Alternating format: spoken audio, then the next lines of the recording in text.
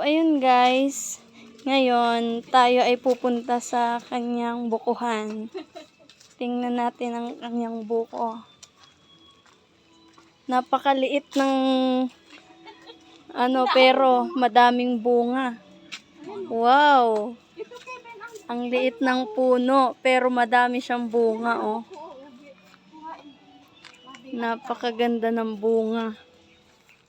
Sarap magbuko, magkain. Gusto ko sabaw.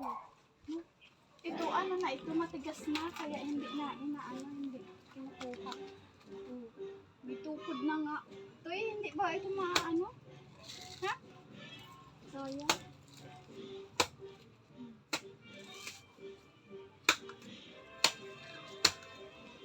Napakagaling. Ang liit ng puno pero madaming bunga. Higop ng sabaw. Di mo mainit, mamis?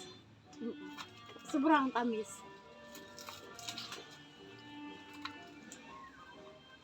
Gusto mo guri? Yummy! Umitikad na sa ay. Yummy! Biakin mo to eh. Biakin mo to. Guys, ang liit niya pero may laman. Ay, Buko tayo guys. Buko. Sarap. Ganyan ang taong bundok.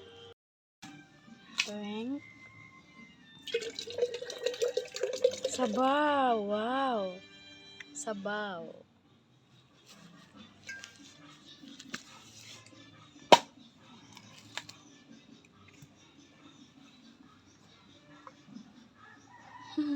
Wala bagang laman yung iba to eh.